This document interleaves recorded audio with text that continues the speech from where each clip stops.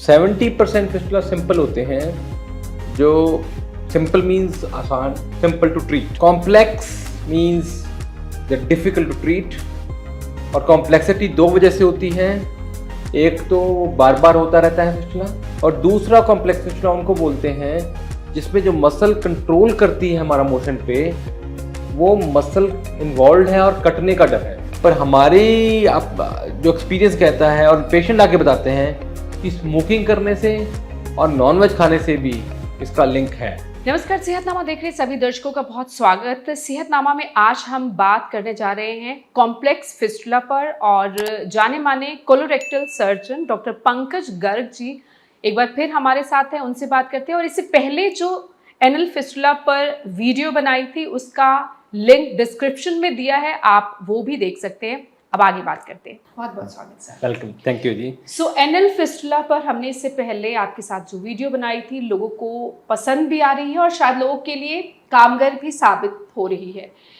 और आज complex fistula पर हम बात करेंगे। कॉम्प्लेक्स फिस्टुला क्या है, क्यों होता है और इसका इलाज क्या है? तो सबसे पहला सवाल ये है कि क्या है complex fistula? This is very relevant. Fistula जैसे पिछली बार हमने डिस्कस किया था, सिंपल या कॉम्प्लेक्स।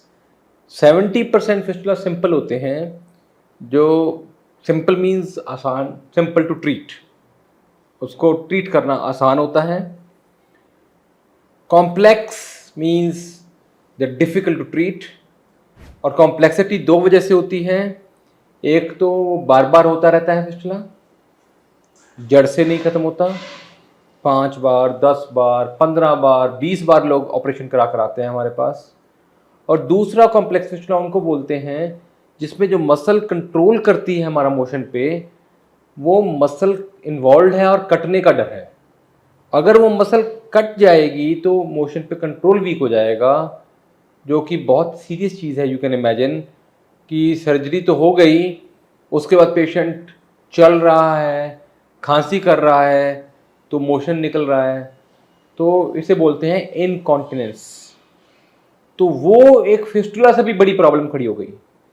तो इसीलिए कॉम्प्लेक्स फिस्टुलाज में वो इनकॉन्टिनेंस का रिस्क ज़्यादा होता है, दूसरा दोबारा होने का रिस्क ज़्यादा होता है। तो इसीलिए कॉम्प्लेक्स फिस्टुलाज अपने आप में, कहने को ये फिस्टुलाज का पार्ट है, पर ये अलग बीमारी है और they should always be managed by fistula expert surgeons. And हमारे पास बहुत पेशेंट्स आते हैं, फिस्टुला भी ठीक नहीं हुआ, 10 ऑपरेशन करा लिए और कंट्रोल भी ख़त्म हो गया। यंग बच्चे 25 साल के, 20 साल के, एंड किसी ने स्फिंक्टर काट दिया। मतलब ये बहुत दिक्कत कॉमन देखने में आ रही है। तो this is complex फिस्टुलास। And basically ऊपर जा रहे हैं, मल्टीपल ब्रांचेस हैं, स्फिंक्टर इन्वॉल्व कर लिया है इसमें। सुप्रालेवेटर फिस्टुला, सुप्रा स्फिंक्टरिक, वो मैं बताऊंगा आगे। तो वो फिस्टुला था। तो फिर आप कॉम्प्लेक्स फिस्टुला का इलाज क्या करते हैं और कैसे करते हैं? या बहुत रेलिवेंट क्वेश्चन है ये भी। सबसे पहले तो ये पता होना जरूरी है पेशेंट को भी और डॉक्टर को भी कि ये फिस्टुला कॉम्प्लेक्स है। आप कॉम्प्लेक्स फिस्टुला को सिंपल की तरह ट्रीट करते रहेंगे तो भी दिक्कत हो जाएगी। तो इसके लिए सबसे पहले फिस्टुला को जैसे हर बीमारी को कैसे पता लगता है बीमारी की स्टेज बढ़ गई है, उसकी क्लासिफिकेशन, स्टेजिंग की जाती है। तो फिस्टुला की भी इसी तरह स्टेजिंग की जाती है। और अभी तक कई स्टेज क्लासिफिकेशंस थी, पर सबसे कारगर क्लासिफिकेशन जो है वो हमने पब्लिश की थी, जो सर्जरी का सबसे हाईएस्ट रैंकिंग जर्नल है, इंटरनेशनल जर्नल ऑफ सर्जरी 2017 में। वो अब गर्ग क्लासिफिकेशन के नाम से पूरी दुनिया में मशहूर है। अभी मैं कोरिया भी लेक्चर देकर आया था, हमें स्पेशल उस क्लासिफिकेशन भी लेक्चर देने के लिए बुलाया था। तो वो क्लासिफिकेशन 5 है, 1, 2, 3, 4, 5। तो Garg grade 1, 2, 3, grade 1 and 2 are simple fistulas and Garg grade 3, 4, 5 are complex fistulas। तो वो क्लासिफिकेशन इसलिए बनाई गई थी ताकि जब रेडियोलॉजिस्ट एमआरआई कराकर उसका क्लासिफिकेशन कर सके, तो सर्जन को भी और पेशेंट को भी ये समझ आ सके कि मेरा फिस्टुला सिंपल है कि कॉम्प्लेक्स। अगर रेडियोलॉजिस्ट ने लिख दिया ग्रेड 5 है, अब कॉम्प्लेक्स फिस्टुला है, तो पेशेंट को भी पता है कि मुझे किसी फिस्टुला सर्जन के पास जाना है। और इवन जो जनरल सर्जन है उनको भी समझ आ जाती है कि हमें ये इसमें हाथ नहीं डालना है, ये रेफ़र कर दो। और अगर ग्रेड 1-2 है, फिर एक प्राइमरी हेल्थ केयर सेंटर में भी कोई छोटी जगह पे सर्जन बैठा है, वो कॉन्फिडेंटली उसको ट्रीट कर सकता है। ये बहुत बड़ी एक हेल्प है। नहीं तो अभी तक किसी को समझ ही नहीं आता था मेरा फिस्टुला सिंपल है कि कॉम्प्लेक्स, ना सर्जन को समझ नहीं आता था। तो ये क्लासिफिकेशन से ये बहुत हेल्प हो जाती है। तो ये है डायग्नोस का तरीका। हाँ, अब आ रहा है कि उसको अगर एक बार आता है तो उसमें कैसे करना है। तो कॉम्प्लेक्स फिस्टुलास का जो सबसे पहला रूल है कि स्फिंक्टर को नहीं काटना, क्योंकि जैसे मैंने बताया दो ही रिस्क है, रेकरेंस के, दोबारा होने के, और इनकॉन्टिनेंस के, कंट्रोल खत्म होने के। तो ऐसी बहुत टेक्निक्स आ गई हैं जो ये अब फिस्टुला को ठीक करने के लिए जो बिना स्फिंक्टर को टच किए, बिना काटे, अब फिस्टुला को ठीक करने की कोशिश की जाती है। जैसे प्लग है, वाफ्ट है, इस तरह की टेक्निक्स हैं। तो वो टेक्निक यूज़ करनी है हमें, ना कि कोई ऐसी टेक्निक जिसमें कटिंग सीट ऑन, जिसे धागा काटता आता है, या फिस्टुलॉटमी जो स्टैंडर्ड टेक्निक है, ताकि उससे फिर इनकॉन्टिनेंस का रिस्क बढ़ जाएगा।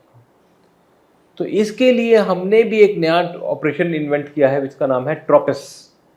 उसमें हम क्या करते हैं कि जैसे ये मसल है, तो फिस्टुला जा रहा है और इसके अंदर से जाके रेक्टम से मिल रहा है, तो हम इस मसल को टच नहीं करते, इसके अंदर का पोर्शन अंदर से करते हैं और बाहर का पोर्शन बाहर से करते हैं।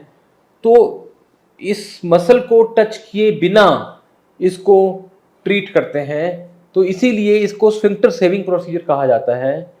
अब पिछले साल स्विट्जरलैंड में एक जर्नल पब्लिश होता है, फ्रंटियर्स ऑफ सर्जरी, बड़ा हाई रैंकिंग जर्नल है।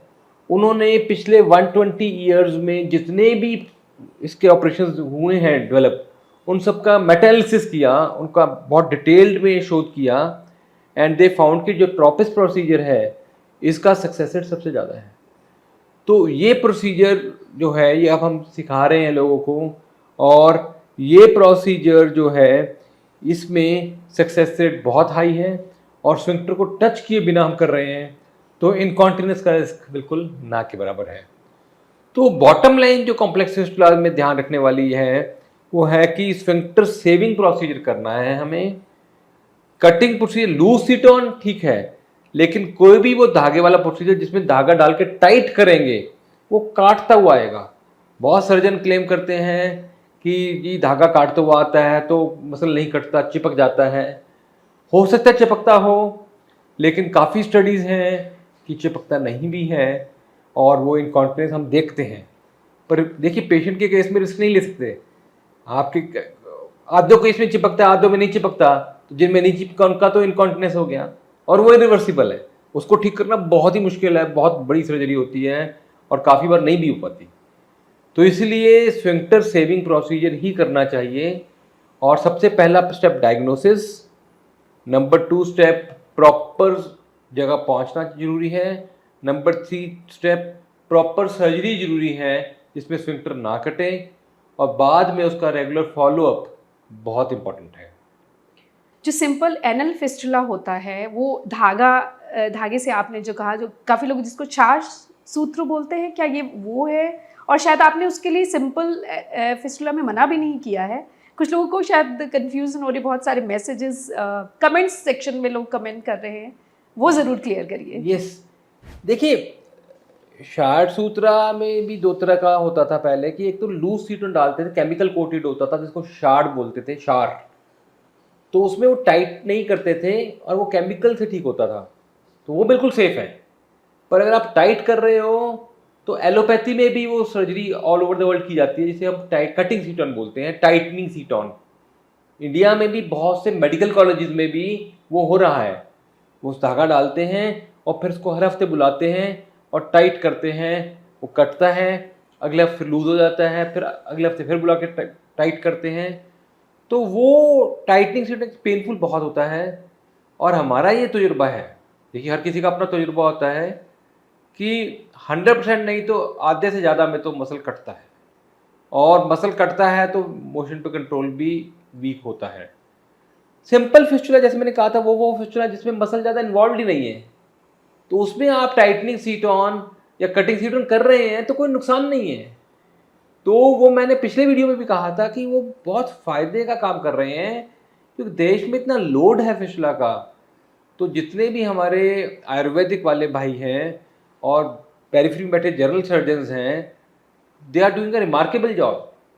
एंड बस डिस्क्रिशन थोड़ी सी रखनी है कि अगर सुप्रास्फिंक्टरिक फिस्टुला है, 100% स्फिंक्टर इन्वॉल्व है, तो उसमें थोड़ा सा ध्यान रखिए कि वो पूरा स्फिंक्टर काटने में टाइम बहुत लगेगा, और अगर वो नहीं जुड़ा तो वो एक थोड़ा ध्यान रखने वाली बात है।